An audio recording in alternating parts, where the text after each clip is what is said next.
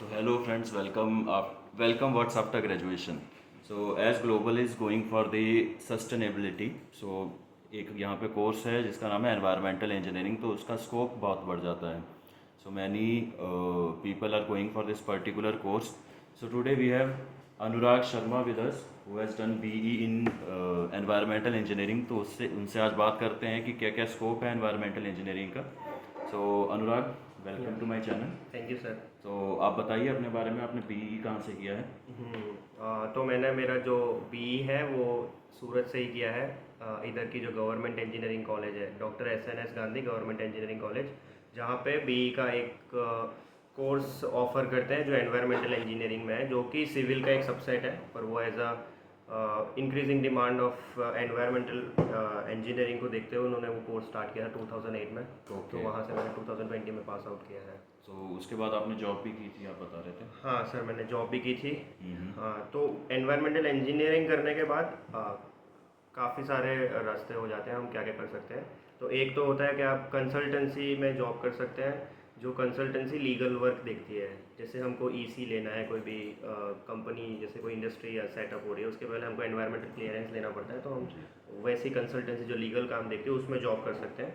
या फिर अभी ऐसा रूल हो गया है कि हर इंडस्ट्री के पास एक एनवायरमेंटल इंजीनियर होना कंपलसरी है। ओके. लाइक बड़ी बड़ी इंडस्ट्रीज होती हैं, जैसे रिलायंस हो गया, वेदांता हो गए, तो इन लोग के खुद के मैन्युफैक्चरिंग प्लांट्स होते हैं, जिसमें इनके ट्रीटमेंट भी होते हैं, खुद के ट्रीटमेंट प्लांट्स होते हैं, वाटर ट्रीटमेंट होता है, सॉलिड वेस्ट मैनेजमेंट होता है। तो जो एनवायरमेंटल इंजीनियरिंग है वो ये सबको कवर करता है, तो वो एनवायरमेंटल इंजीनियरिंग को प्रीफर करते हैं इंजीनियर को सिविल इंजीनियर के ऊपर, क्योंकि we are more specialise in this pollution type of subjects.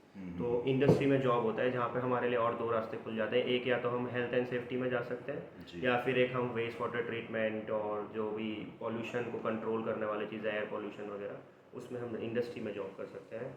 एक ऑप्शन जो मेरे हिसाब से सारे इंजीनियर्स के पास रहता है, वो है कि खुद का स्टार्टअप खोल सकते हो, not environmental related, but startup आप खोल सकते हो। तो ग्रेजुएशन के बाद एक ये भी चीज़ हो सकती है, या फिर आप खुद की कंसल्टेंसी खोल सकते हो। स्टार्टअप अनुराग किस तरीके के, आप बताएंगे. स्टार्टअप सर, अभी जैसे इंक्रीजिंग डिमांड वैसे है एनवायरनमेंट की, मैं एनवायरनमेंट से रिलेट करता हूँ तो मैं बता सकता हूँ अभी कि जैसे अभी एयर प्योरीफायर्स का बहुत बड़ा डिमांड है इंडिया में।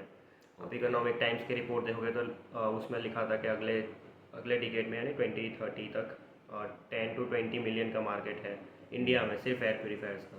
जी. तो जैसे दिल्ली में AQI बहुत जल्दी ड्रॉप होता है, दूसरी जगह जैसे सूरत है खुद, इसके आजू बाजू जो भी इंडस्ट्रियल एरिया है, लाइक सचिन है, पांडेसरा है, तो यहाँ से भी AQI ड्रॉप होता है। तो आप एयर प्योरीफायर्स का एक ऐसा अच्छा मार्केट है, दूसरा वाटर ट्रीटमेंट का एक अच्छा मार्केट है, तो इसमें आप कुछ कर सकते हो। एक स्टार्टअप है जो मॉइस्चर यानी एटमॉस्फेयर से वो मॉइस्चर कलेक्ट करके पानी बनाता है। तो ऐसे स्टार्टअप्स पे आप ध्यान दे सकते हो। जो आप पढ़ते हो, मेरे हिसाब से वो चीज़ आप अगर करेंगे आगे जाके तो वो ज़्यादा मैटर करेगी। ओके. और लास्ट ऑप्शन बचता है, खुद की कंसल्टेंसी खोल सकते हैं, बट उसके लिए थोड़ा एक्सपीरियंस रिक्वायर है। तो ये सारे ऑप्शंस हैं ग्रेजुएशन के बाद। जी.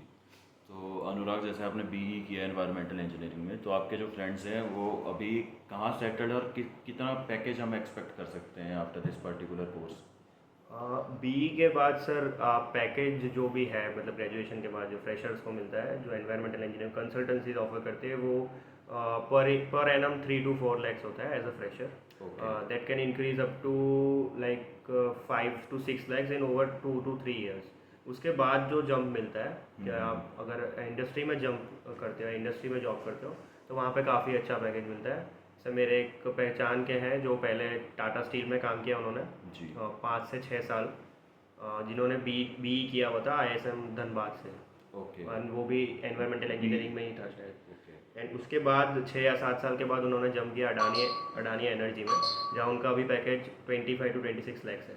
तो ये काफ़ी बड़ा इंक्रीज़ था, और ये इंडस्ट्री में एक्सपोजर था उनको, इसलिए मेरे हिसाब से मिला है उनको। बाकी नॉर्मली आप 5 to 6 लाख फ्रेशर्स अगर अच्छी कॉलेज से करते हो या स्टेट लेवल कॉलेज से करते हो जो ज़्यादा फेमस नहीं है, तो आपको 3 to 4 lakhs का पैकेज मिलता है। ओके. और अनुराग, हम देखते हैं कि most of the people did their graduation in civil engineering, तो उसके बाद वो फिर मास्टर्स में एनवायरमेंटल इंजीनियरिंग परस्यू करते हैं. तो उनके लिए भी स्कोप एज इट इज़ है जैसे बीई एनवायरमेंटल इंजीनियरिंग के लिए है. जी सर, बिल्कुल, क्योंकि जो एमटेक में हमको कोर्स मैंने देखा है, तो एमटेक के जो कोर्स है वो काफ़ी ज़्यादा सेम है जो हमको बीई में जो 4 साल के कोर्स थे, बस थोड़े बहुत कोर्स है जो उनको नहीं, हमको एमटेक में नहीं आते। यानी Okay. हम मोर डेप्थ नहीं, इधर एमटेक में आपको थोड़ा जल्दी कवर करना पड़ता है। पर सिविल वालों के पास ऑब्वियसली एक एज रहता है, क्योंकि उनको सिविल के सारे सब्जेक्ट्स आते हैं, लाइक स्ट्रक्चर्स हो गया, सॉइल हो गया, और हमारे पास सिर्फ हमको एनवायरनमेंट का नॉलेज है, जिसमें हमारे पास एक्स्ट्रा सिर्फ बायोलॉजी का नॉलेज होता है, जैसे माइक्रो बायोलॉजी जो माइक्रो ऑर्गेनिज्म काम करते हैं। तो Okay. वो हमको पास हमारे पास एक एज होता है। बाकी सिविल इंजीनियर के पास ऑब्वियसली एक एज है, क्योंकि सिविल इंजीनियरिंग प्लस आप एनवायरमेंटल इंजीनियरिंग कर रहे हो, तो ऑब्वियसली इंडस्ट्री ऐसे लोग को ज़्यादा प्रेफर करेगी अगर कोई जॉब दे रहा है, क्योंकि उनको दोनों काम आते हैं। वही सब। ओके। तो मास्टर्स अगर एनवायरमेंटल इंजीनियरिंग में प्रेफर करता है कोई, तो उसके लिए भी एज इट इज स्कोप है, जैसे आपने बताया कंसल्टेंसी में जा सकते हैं। बिल्कुल बिल्कुल बिल्कुल sir. They can go for startup. So any additional information you would like to give regarding environmental engineering, specially BE in environmental engineering? तो अभी हम देख रहे हैं कि मैनी NITs, IITs और private universities are starting this course environmental engineering BTech। तो लोगों को प्रेफर करना चाहिए एनवायरमेंटल इंजीनियरिंग में ग्रेजुएशन करना?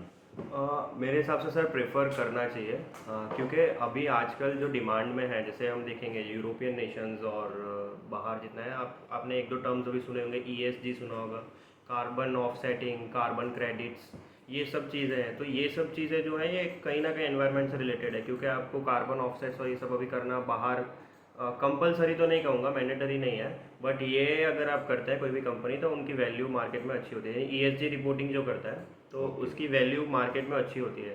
तो आजकल ESG हो गया, फिर ये कार्बन ऑफसेटिंग, तो ये सब जो करना है ये आज का हॉट टॉपिक है। जहाँ पे भी आप जाओ कि इसके यही चीज़ों के अराउंड चीज़ भी, जैसे अपने ऑनरेबल प्राइम मिनिस्टर है, उन्होंने भी COP के जो पॉइंट्स कहे थे, तो उसमें भी कहीं ना कहीं एनवायरनमेंट आ रहा है। जो हमारे IPCC की जो रिपोर्ट है, जी। तो ये सब क्लाइमेट चेंज को लेके, तो ये क्लाइमेट चेंज और ये कहीं ना कहीं इंटर रिलेटेड है। तो मेरे हिसाब से ये एनवायरनमेंट को मतलब एनवायरनमेंट की तरफ हमें जाना चाहिए। उस हिसाब से हम BE ले सकते हैं एनवायरनमेंट के लिए, क्योंकि काफ़ी अच्छा नॉलेज मिलता है, और कोर्स भी इस तरीके से सिलेक्ट करें जहाँ हमारे पास अगर इलेक्टिव का ऑप्शन हो कि हम थोड़ा क्लाइमेट चेंज की तरफ या एनवायरनमेंट में जो रियल प्रॉब्लम्स है उनकी तरफ हम अगर ज़्यादा ध्यान दे पाए तो ज़्यादा अच्छा है। Great. Okay, so thank you so much, Anurag, Thank you, for sir. this wonderful discussion, and I hope many of you have got the insight regarding this particular course, and आपको कुछ direction मिला होगा. So that is for today. Thank you so much to watch.